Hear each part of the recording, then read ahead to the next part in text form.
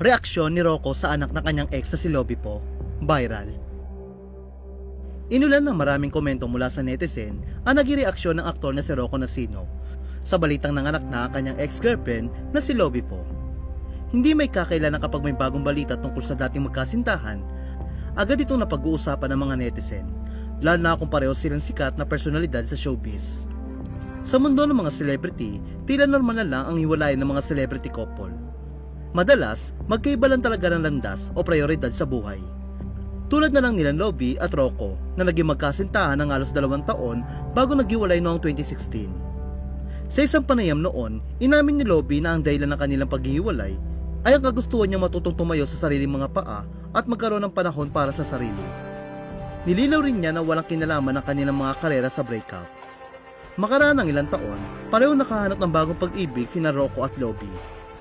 Matatandaan si Rocco ay kinasal sa volleyball player na si Melissa Gohing noong January 2021 sa isang naval ship.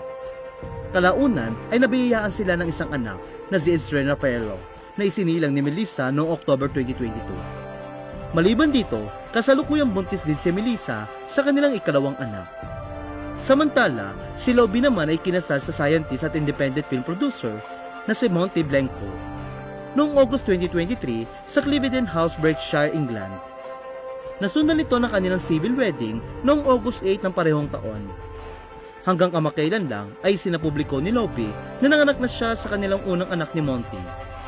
Nauna lang inanunsyo ni Lobby ang kanilang pagbubuntis noong September sa pamamagitan ng isang kampanya para sa isang local clothing brand. Samantala, sa ulat ng PEP, nagbigay ng reaksyon si Rocco sa balitang isa ng ina si Lobby. Sa nasabing panayam, inamin ng aktor na masaya siya para kay Lobby at sa asawa nito. Aniya, I'm very happy for her and her husband. Nilinaw ni Rocco na nakamove on na sila ni Lobby at masaya na sila sa kanilang buhay. Aniya, we've moved on, we are happy. Dagdag pa ni Rocco, nasa mabuting relasyon sila ni Lobby bilang magkaibigan. Aniya, nagkausap kami, may closure kami. We're both happy for each other. Nakapag-work din kami sa teleserye niya with Ben Alves. Nakapag-guest ako doon. Nakapag-usap din kami ni Lobby.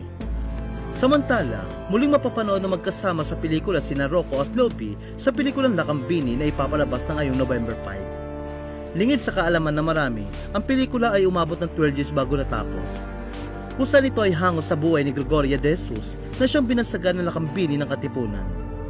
Gaganap si Lobby na si Gregoria habang gagampanan naman ni Rocco ang supremo ng Katipunan at asawa ni Gregoria na si Andres Bonifacio.